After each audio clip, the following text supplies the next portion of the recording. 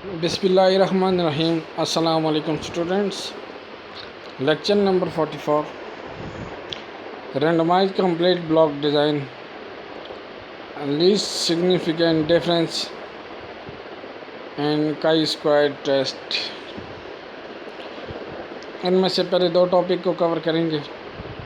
पिछली वीडियो के अंदर हमने रैंडमाइज डिज़ाइन के ऊपर बात की थी और उसके लेक्चर के अख्ताम के ऊपर ये जो क्वेश्चन आपके सामने एग्जांपल आ रही है, जिसमें ये कुछ एनिमल के ऊपर एक्सपेरिमेंट किया गया है, फीडिंग एक्सपेरिमेंट। तो ये पिछली वीडियो से कंटिन्यू हो के आ रहा है। ये क्वेश्चन है जो रैंडमाइज कंप्लीट ब्लॉक डिज़ाइन से रेलिवेंट, और हमने रैंडमाइज कंप्लीट डिज़ाइन को पहले भी डिस्कस किया है, तो उसी को लेके हम आगे चल रहे हैं आज इस एग्जांपल को। तो इसमें हमारे पास जो है वो H0 जो है वो μ1 यानी कि ABCD, ये जो चार हमारे पास मीन आएंगी।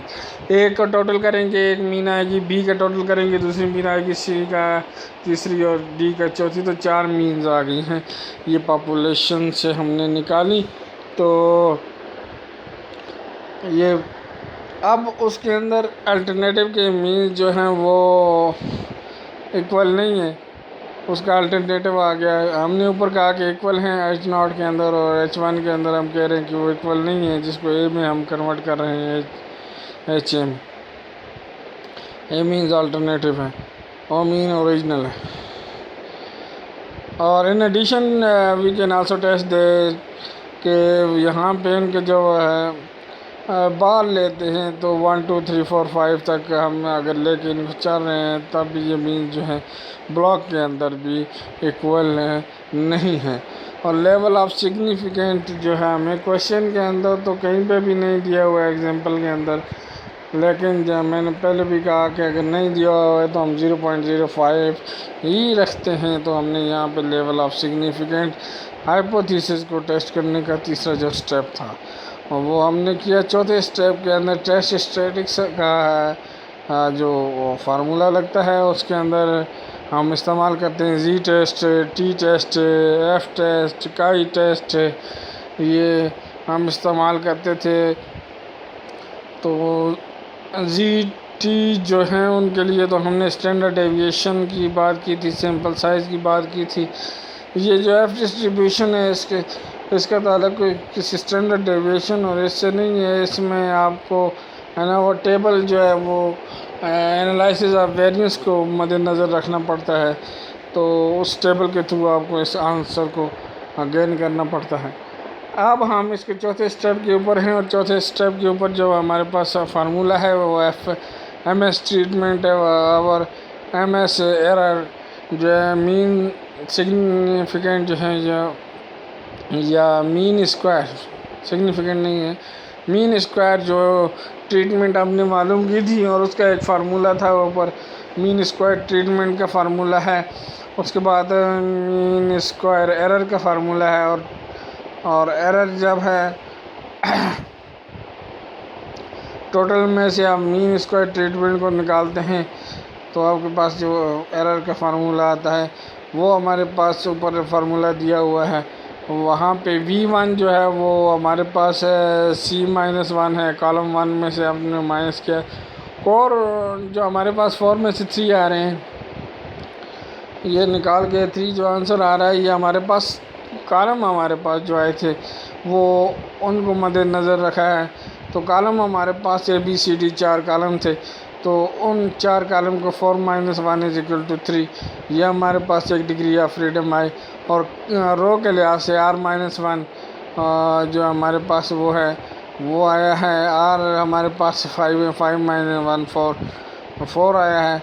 और इसको हम दोनों को V2 जब करते हैं तो R-1 और C-1 दोनों को मल्टीप्लाई करते हैं, एक आंसर 3 आया है, एक आंसर 4 आया है, दोनों को मल्टीप्लाई करें तो आंसर 12 आएगा, ये डिग्री ऑफ फ्रीडम के लिए।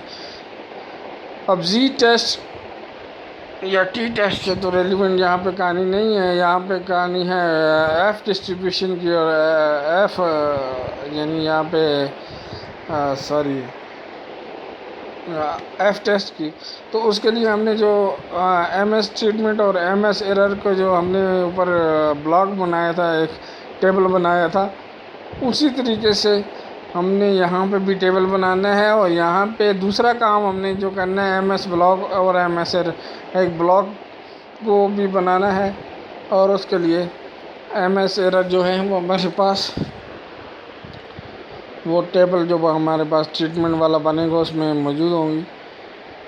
तो यहाँ पे जो हमारे पास जो डिग्री ऑफ फ्रीडम 12 सेम है, लेकिन ब्लॉक को हमने दिखाना है। अब कंप्यूटेशन पे हम पहुँचते हैं तो हमारे पास रेशन ABCD 4 हैं और उनके जो टोटल आया है वो 172.1 ए के लिए, 173.9 बी के लिए और 168.5 सी के लिए और 141.9 डी के लिए। ये इनका TJ आया है और उसका स्क्वायर ले लेंगे दूसरी स्टेप में, तो वो स्क्वायर हमारे पास जो है 29618.41 एंड ये आपके सामने ये स्क्वायर आ रहे हैं, ये सारे स्क्वायर वाले हैं। और ये आपके सामने ऊपर जो ये वाले आ रहे हैं ये आपके ये टोटल आए हैं इनके, इन चारों के टोटल।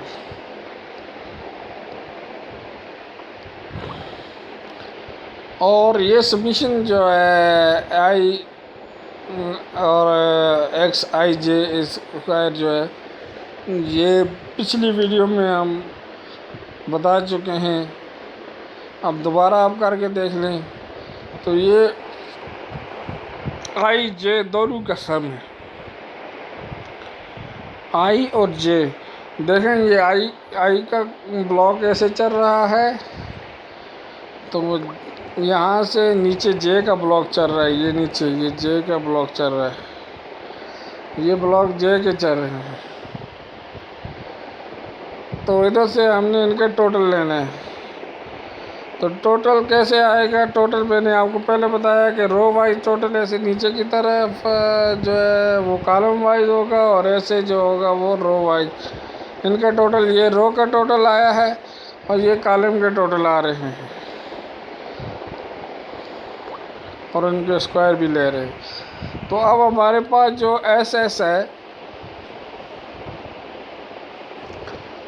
जो SS है वो हमारे पास क्या है, वो है summation XIJ whole square minus T square over N। ये हमने पहले भी फार्मूला हमने लगाया था। SS हमको पता है कि सम ऑफ स्क्वायर होते हैं। तो स्क्वायर सम ऑफ स्क्वायर हमारे पास ये स्क्वायर आया है ऊपर, एक मिनट, ये स्क्वायर आया है और इसका हमने सम लेना है। ऐसे चल के हमने इसका टोटल लेना है। टोटल हमारे पास जो आएगा वो हम यहाँ पे लिखेंगे और T स्क्वायर का हमारे पास फार्मूला अलग से है, T स्क्वायर ओवर N।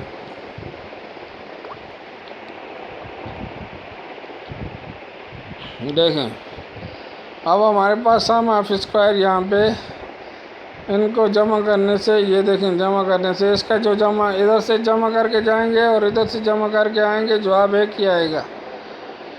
तो ये हमने यहाँ पे इसकी वैल्यू पुट की है यहाँ पे, और उसके बाद हमने T स्क्वायर जो हमारे पास आया उसकी हमने वैल्यू पुट की है और जो यहाँ पे ये हमारे पास है। और N हमारे पास 20 है, ये हमने लिया। अब हम इसको मुख्तसर कर रहे हैं। तो मुख्तसर करेंगे जब तो हमारे पास जवाब आएगा 182.17। अब ट्रीटमेंट के लिए हमने फार्मूला निकाला, सॉरी थोड़ा गले का मसला है। समीशन TJ स्क्वायर का माइनस T स्क्वायर बना और इसके टीजे के साथ आर।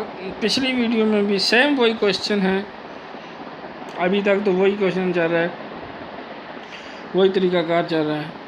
तो यहाँ तक हमने वैल्यू इसकी मालूम कर ली। अब ब्लॉक की जो यहाँ पे ये ब्लॉक शुरू हो रहा है, ये डिफरेंस है।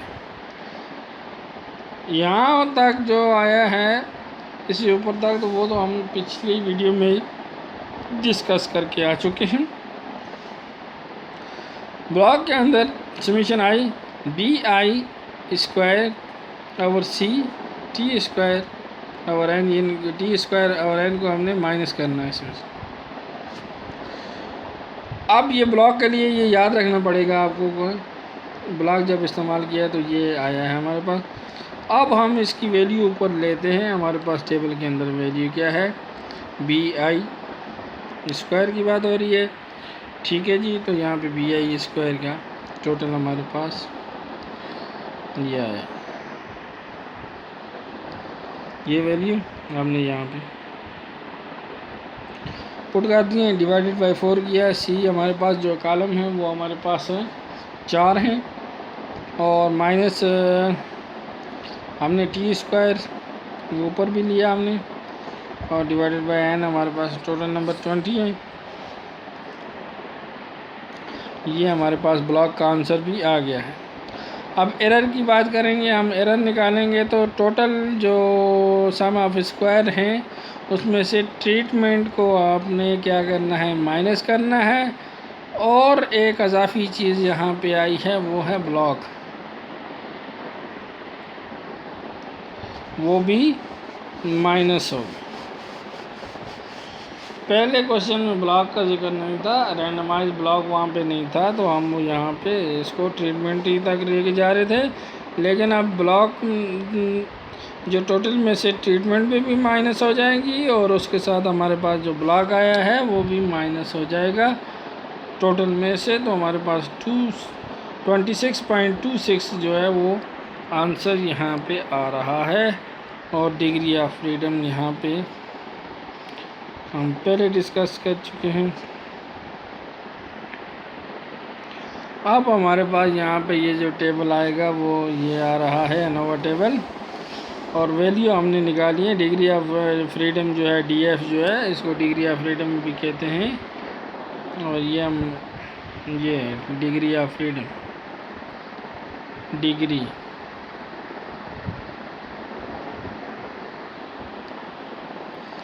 डिग्री ऑफ फ्रीडम जो है वो 3, 4, और फिर हमने उनको ज़रब करके एरर के लिए किया था, वो 12 आई थी।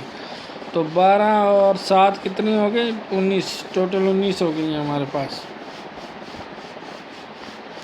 सम ऑफ स्क्वायर ये हम आंसर निकाल चुके हैं बिटवीन ट्रीटमेंट के लिए और बिटवीन ब्लॉक के लिए, दोनों हमने आंसर निकाले हैं, वो हमने यहाँ पे पुट किए हैं। एरर भी हम ऊपर निकाल चुके हैं, जिसमें हमने ब्लॉक को भी ऐड किया था ट्रीटमेंट के साथ ऐड करके, और उसको टोटल में से माइनस किया था। तो ये हमारे पास सम ऑफ स्क्वायर का कॉलम जो है वो भी हो गया है। मीन स्क्वायर जो है उसका फार्मूला जो है वो हम पहले डिस्कस कर चुके हैं, और मीन स्क्वायर जो है आप इसका मीन ले लेंगे स्क्वायर का, तो आपके पास मीन स्क्वायर आ जाएगा। सम ऑफ स्क्वायर है तो उसका मीन ले लेंगे, और यहाँ पे हमारे पास दूसरा ब्लॉक है, तो इसमें भी हम मीन को जब लेंगे, हमारे पास सेल्फ डिस्ट्रीब्यूशन जो एरर का है और ट्रीटमेंट और एरर जो हमने किया है, तो हमारे पास 20.47 ये F1 हमारे पास सही है जब हम विदाउट ब्लॉक की बात कर रहे थे, और F2 जो वो है 2.45 जब ब्लॉक को हम कंसीडर कर रहे हैं, रैंडमाइज ब्लॉक को, तो उस वक्त हमारे पास ये आंसर आया है। अब हम इसके चेक करते हैं क्रिटिकल इसके रीजन के लिए, तो हमारे पास आंसर जो है 0.05 अल्फ़ा के लिए, और यहाँ पे 4 और 12 को हम कंसीडर करेंगे। 4 और 12 को इसलिए कंसीडर करेंगे कि हम ब्लॉक को ले रहे हैं, ब्लॉक के वाले से, तो 3.26 हमारे पास इसका आंसर आया। अब हम देखते हैं कि क्या इसकी वैल्यू क्रिटिकल रीजन में फॉल करती है या इसकी जो वैल्यू है वो एक्सेप्टेंस रीजन के अंदर फॉल करती है। अगर क्रिटिकल रीजन में फॉल करती है तो हम इसको एक्सेप्ट नहीं करेंगे, उसको रिजेक्ट कर देंगे। और अगर एक्सेप्टेंस रीजन में फॉल करती है वैल्यू तो हम इसको एक्सेप्ट करेंगे। तो हमारे पास जो आंसर आए हैं वो हमारे पास आंसर आ रहे हैं 3.26। यहाँ पे F का जो आंसर आया है वो ये वाला है। तो 3.49 जो है तो इससे बिलो आ रहा है इसका आंसर F1 का 20.49 है ये, और ये एक्सीड करेगा आपके जो है 0.05 अल्फ़ा के ऊपर 3 and 12 के लिए 3.49। तो यहाँ पे आपका F1 जो है वो लीड कर रहा है, एक्सीडिंग उसमें है। तो इसका मतलब ये हुआ कि ये जो जाके फॉल कर रहा है ये क्रिटिकल रीजन के अंदर फॉल कर रहा है, और क्रिटिकल रीजन के अंदर फॉल करने की वजह से हम इसको रिजेक्ट कर देंगे। हमारे पास फिर रिजेक्ट हमने किस चीज़ को किया है कि ये जो मीन्स हमारे पास आई हैं ये आपस में इक्वल नहीं है, ये हमने इसको रिजेक्ट कर दिया है।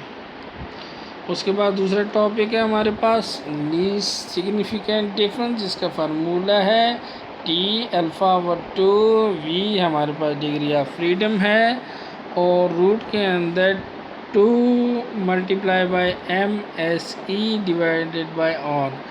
तो ये MSE मीन स्क्वायर एरर हमने मालूम ऊपर किया हुआ भी है, और (α/2) हमारे पास अल्फ़ा जो हमने अगर मिसाल के तौर पर 0.05 लिया है तो डिवाइडेड बाय 2 कर देंगे, तो ये हमारे पास (α/2) आ जाएगा। और हमारे पास जो है वो यहाँ पे ऊपर हमने इसको भी डिस्कस किया है आर को। तो according to this procedure we compute smallest difference that we जज सिग्निफिकेंट। जो स्मॉलेस्ट डिफरेंट है वो हम इसको कंप्यूट करने की कोशिश करते हैं and compare the absolute value all the difference mean with it. तो this smallest difference is called the least significant difference, और उसका जो है फार्मूला है यहाँ आर जो हमारे सैंपल साइज़ का जो साइज़ है, तो हमने कितना सैंपल लिया होगा वो भी क्वेश्चन के अंदर होगा। 10 पे, 5 पे, 20 पे, जितना भी है हमने सैम्पलिंग की है।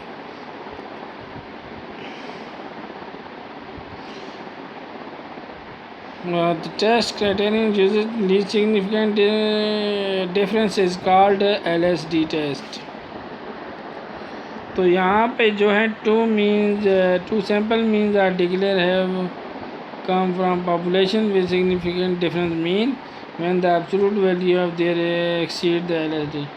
तो यहाँ पे ये डिफरेंट एब्सोल्यूट वैल्यू के लिए और आपके जो आपने वैल्यू आपकी पॉपुलेशन की जो आपने सेट की है वो वैल्यू और आपकी एब्सोल्यूट वैल्यू और आपकी कैलकुलेटेड वैल्यू, ये वैल्यू के अंदर जो डिफरेंस आता है आपका कि कितना डिफरेंस है वो यहाँ पे बताना है। तो उसके लिए जो it is customary to arrange the sample mean in ascending order of magnitude। तो सबसे पहले आपने ascending order कर लेना है। Under the pair adjustment mean set of the means आपने रखने हैं यहाँ पे। And LSD applied only if the null hypothesis is rejected in the analysis of variance. अगर नल हाइपोथेसिस रिजेक्ट हो जाता है तो उस सूरत में आप फिर LSD का इस्तेमाल करते हैं।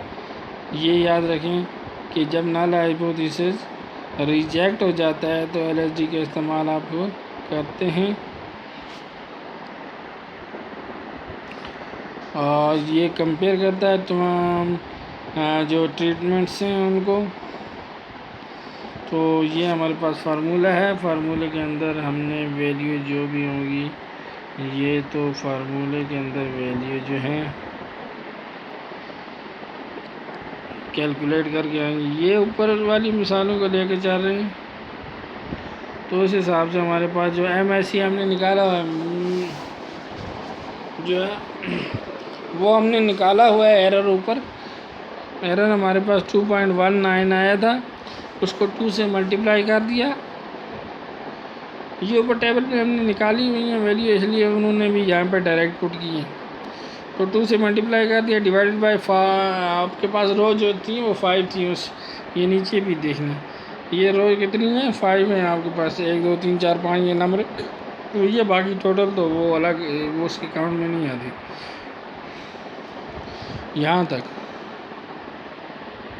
ये रो जो है वो R जो है यहाँ पे 5 है, और C जो है A B C D 4 जो है।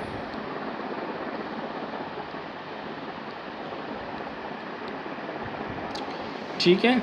और लेवल ऑफ सिग्निफिकेंट हमारे पास 0.025, ये डिवाइडेड बाय 2 हो गया। 0.05 था, इसको डिवाइडेड बाय 2 कर दिया और उसके साथ मल्टीप्लाई किया। 12 हमारे पास आई थी डिग्री ऑफ फ्रीडम, और इस तरीके से हमने सिंप्लीफाई किया तो आंसर आया 2.04।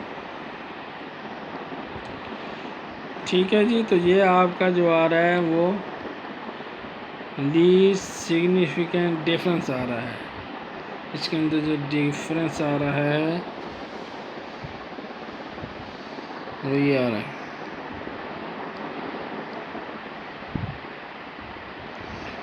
अगला टॉपिक जो है वो आपका काई स्क्वायर डिस्ट्रीब्यूशन से मुतल्लिक़ है। तो chi square distribution for the goodness और इंडिपेंडेंस, ये दो चीज़ें आपने इसमें देखनी है, गुडनेस और इंडिपेंडेंस। तो काई स्क्वायर डिस्ट्रीब्यूशन की जो प्रॉपर्टीज़ हैं, कंटिन्यू डिस्ट्रीब्यूशन है 0 to infinity, and number of degree of freedom determine the shape of the chi-square distribution। ये डिग्री जो है of freedom, degree of freedom बताएगी कि इसकी शेप किस तरीके की बनेगी। और दूसरा जो कर्व है chi-square पॉजिटिवली स्क्यूड होगा, वो इंक्रीज या डिक्रीज हो सकता है।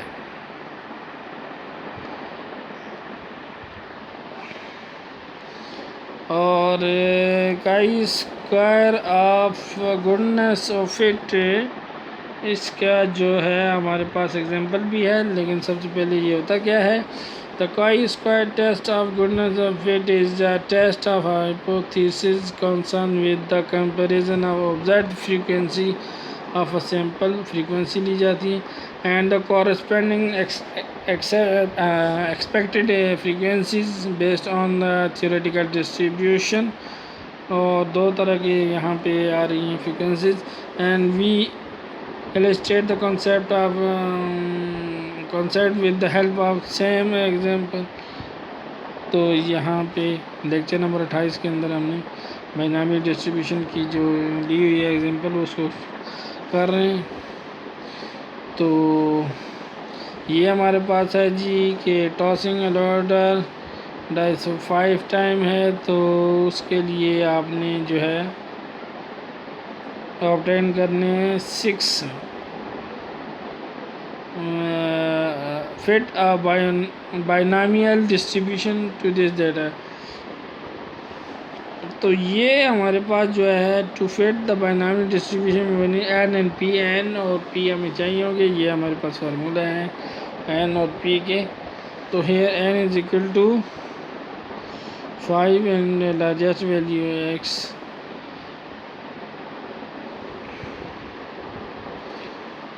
एन हमारे पास 0 से लेके 5 तक है, तो हमने वो ले ली। And P is equal to mean, अपनी मीन के साथ इसको अगर हम पी मालूम करना चाहते हैं, मीन डिवाइडेड बाय एन करना है, तो वो हमारे पास पी आ जाएगी।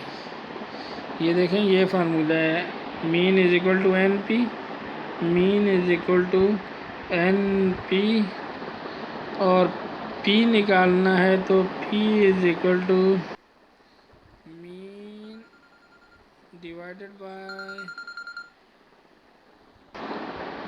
एन, एन से डिवाइड कर देंगे मीन को।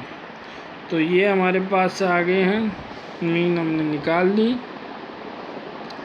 और मीन को डिवाइड कर दिया है। मीन हमारे पास आया 1 और उसको हमने डिवाइड किया है किसके साथ, एन के साथ। तो एन हमारे पास 200 है, 200 से किया तो हमारे पास ये पी की वैल्यू आ गई है 1.99। ये हमारे पास वैल्यू आ गई है। अब हमने इसको इस तरीके से नंबर ऑफ जो सक्सेस हैं और प्रोबेबिलिटी है और एक्सपेक्टेड फ्रीक्वेंसी है, 0 के ऊपर रख के हम 5 कम्बिनेशन 0 और Q5 करते हैं तो हमारे पास आंसर आया 0.07907। तो ये एक्सपेक्टेड फ्रीक्वेंसी यहाँ पे हमारे पास कितनी है जी, ये हम देख लेते हैं। हमारे पास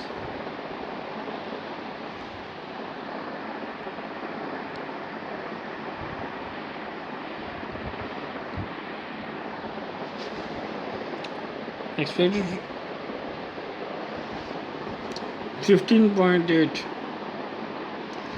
अब हमने इसके ये जो फार्मूला हमारे पास कम्बिनेशन का प्रोबेबिलिटी का बना है, इसमें पहले 0 रखा तो हमारे पास ये आंसर आया है, फिर 1, फिर 2, फिर 3, फिर 4 और हमने जाना है 5 तक। तो 5 तक हमने क्या टोटल प्रोबेबिलिटी यहाँ पे जो है 1 आनी चाहिए ये, और ये हमारे पास इनको जमा करके हमारे पास उसकी फ्रीक्वेंसी जो है वो 200 आनी चाहिए।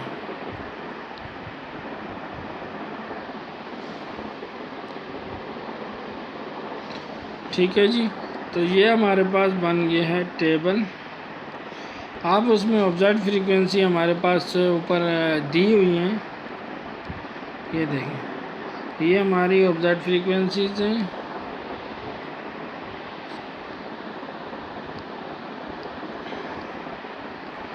ये हमारे पास जो फ्रीक्वेंसीज हैं ये हमने कैलकुलेट की हैं।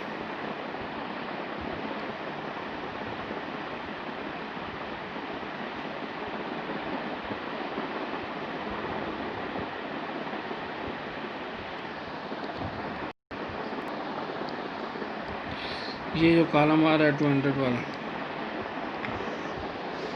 एक्सपेक्टेड है, और ये एक वाला आ रहा है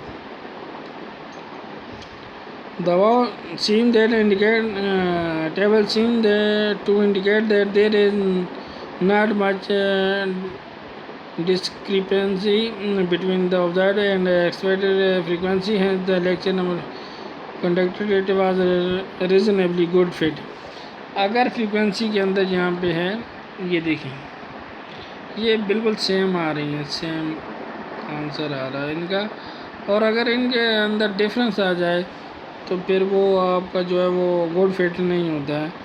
और यहाँ पे गुड फिट इसलिए है कि इनकी फ्रीक्वेंसीज़ का जो है वो टेस्ट जो है बिल्कुल सही आ रहा है, बराबर है, और इसलिए हम इनको टेस्ट ऑफ गुड फिट कहेंगे या chi square test of good fit कहेंगे। और इसके प्रोसीजर ये दिया हुआ है,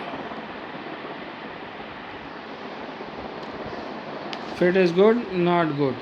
नॉट गुड के लिए अल्फ़ा 0.05 रख के, और टेस्ट स्टैटिक जो काई डिस्ट्रीब्यूशन यहाँ पे लगा है, तो ये टेबल आपके पास ऑब्जर्व फ्रीक्वेंसी का है और उसके पास उसके साथ जो है एक्सपेक्टेड का।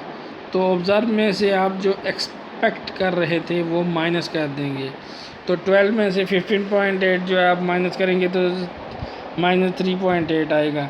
फिर उसका स्क्वायर ले लेंगे तो 14.44 आ जाएगा, और उसको फिर आप एक्सपेक्टेड वैल्यू से क्या करेंगे, जो है डिवाइड कर देंगे स्क्वायर को, तो आपके पास 0.09 आ जाएगा। ये क्यों किया, ये चीज़ें हमने क्यों बनाई हैं, क्योंकि ये हमें यहाँ पे फार्मूले के अंदर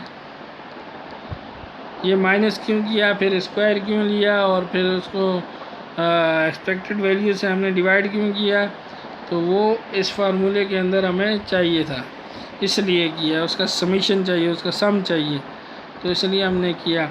और एक्सपेक्टेड वैल्यू हमने इसीलिए मालूम की कि जब एक्सपेक्टेड वैल्यू होगी तो हम माइनस करेंगे, तब ही जाकर हमारा ये काई टेस्ट का फार्मूला यहाँ पे काम करेगा। तो ये हमने यहाँ पे बना दिया इसका टेबल। इसमें कुछ नहीं है, आपके जो नंबर ऑफ 6 थे वो 6 नंबर तक, 0 से 5 जो हैं आप जा रहे थे। ऑब्जर्व वैल्यू आपको दी हुई थी, वहाँ पे एक्सपेक्टेड आपको दी हुई थी, और आपने उनके स्क्वायर लिए और फिर उसको ये टेबुलेशन की है। तो फार्मूले के अंदर इसकी वैल्यू पुट करनी है। फार्मूले के अंदर इनकी वैल्यू पुट करने के बाद आपके पास जो आंसर आएगा वो आपने देखना है क्रिटिकल रीजन के ऊपर फॉल करता है या आपका आंसर जो है वो एक्सेप्टेंस रीजन के ऊपर फॉल करता है। तो फिर आखिर में आपने कंक्लूजन लेना होता है छठे स्टेप के ऊपर। लेकिन यहाँ पे आपने जो है काई डिस्ट्रीब्यूशन के लिए आपके पास 2.69 जो भी आया है, ये आपने आपकी जो कैलकुलेशन होगी उस वैल्यू को, और आपकी जो टेबुलेटेड वैल्यू काई का टेबुलेटेड वैल्यू जो काई डिस्ट्रीब्यूशन का आपको एक टेबल मिलेगा, उसमें वैल्यू आपने देखनी है। तो वो वैल्यू जो है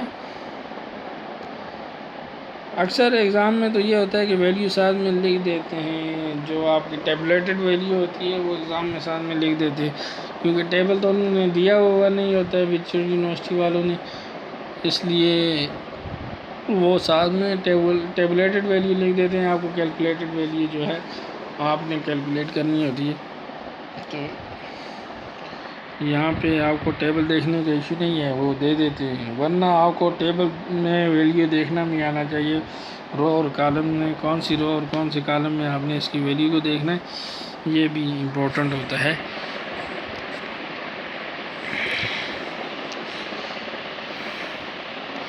ये काई स्क्वायर का ही कॉन्सेप्ट चल रहा है आगे, तो डिस्कस कर चुके हैं हम इसको पिछली, ये जो अभी वीडियो इख्तिताम की तरफ जा रही है इसमें वही ऑब्जर्व और वही उसकी फिर वही फार्मूला है, आपने उसी तरीके से काम करना है। लिहाजा इस लेक्चर को स्किप करते हैं। इसमें अगर एक पी वैल्यू वाला कॉन्सेप्ट तो है, डिग्री ऑफ फ्रीडम, तो एक तो आपको ये फार्मूले याद होने चाहिए, क्योंकि एग्ज़ाम में आपको फार्मूला लिखना भी पूछ लेता है कि आपको कहता है जी आप सेकंड मूवमेंट का फार्मूला लिखें। 2 नंबर का आपको सवाल आता है, आपको कहता है कि सेकंड मूवमेंट का आप फार्मूला लिखें। आप जो है वो रिग्रेशन लाइन का फार्मूला लिखें। तो ये आपको फार्मूला लिखना भी पूछता है एग्ज़ाम के अंदर। फिर आपको मीन, मीडियन, मॉड और इस तरीके से आपकी ये डिस्ट्रीब्यूशन जो है बाइनॉमियल है, उसके बाद हाइपर है और पॉइजन है, ये डिस्ट्रीब्यूशन है, और उसके बाद परमुटेशन एंड कम्बिनेशन है जो इम्पोर्टेंट हैं। उसके बाद आपके पास एनालिसिस ऑफ वेरिएंस का एक अच्छा खासा इंटरेस्टेड ये है टॉपिक है। उसके बाद फिर आपके पास है हाइपोथेसिस में से आपको कुछ ज़रूरी पूछा जाता है हाइपोथेसिस में से। उसके बाद आपके जो हैं एस्टिमेशन के अंदर से आपको क्वेश्चन आएंगे। एस्टिमेशन है, हाइपोथेसिस है, परमुटेशन एंड कम्बिनेशन है। परमुटेशन एंड कम्बिनेशन के अंदर आपको एमसीक्यूज में भी पूछेगा, और आपके जो शॉर्ट क्वेश्चन 2 नंबर के होते हैं उसमें भी आपको वो पूछेगा। और उसके अलावा जो है आपके पॉइजन और नॉर्मल डिस्ट्रीब्यूशन के अंदर तो छोटा सा कुछ क्वेश्चन दे के आगे आपको ऑप्शन दे के वो एमसीक्यूज में पूछ सकता है, क्योंकि लेंथी तो ज़्यादा नहीं करेगा टेबल बनाने और इस तरीके से वो आपको नहीं करेगा। मीन, मीडियन, मॉड, वेरिएंस और स्टैंडर्ड डेविएशन, ये स्टैंडर्ड डेविएशन और वेरिएंस का जो है ये अक्सरियत से पूछ लेता है। एग्ज़ाम के अंदर, तो ये आपको स्टैंडर्ड डेविएशन और वेरिएंस आने चाहिए। मूवमेंट्स जो हैं वो आपको मालूम होने चाहिए, उसके फार्मूले और किस तरीके से कैलकुलेट करते हैं। परसेंटाइल वगैरह जो हैं वो आपको ये जो फार्मूले हैं आने चाहिए परसेंटाइल के। और फिर आपको स्टिम एंड लीव में से आपको जो है वो एमसीक्यूज़ में मोस्टली वो पूछता है, एमसीक्यूज़ के अंदर स्टिम एंड लीव के उस चैप्टर में से आपको पूछेगा। आपको ये पूछ सकता है प्राइमरी और सेकेंडरी डेटा का डिफरेंस भी पूछ सकता है। और इसके अलावा जो है आपको मेथड पूछ सकता है इनकी कलेक्शन के, ये डेटा कलेक्शन के। और इसके अलावा आपको इसी में से एमसीक्यूज़ में आपको वो इससे रेलिवेंट एमसीक्यूज़ भी पूछ सकता है। और ग्राफिंग के अंदर से आपको जो है टाइप ऑफ ग्राफ जो है वो आपको शॉर्ट क्वेश्चन के अंदर पूछ सकता है। और या फिर आपको पूछ सकता है कि आप ये डेटा हुआ दिया हुआ है तो इसका पाई चार्ट बना लें, इस तरीके से आपको क्वेश्चन में पूछ सकता है। तो होप इन दुआओं के साथ इस वीडियो का अख्ताम करते हैं कि आपका पेपर अच्छा होगा और आप अच्छे मार्क्स लेंगे। अल्लाह ताला आपका जो है हामी और नासिर हो। अल्लाह हाफ़िज़।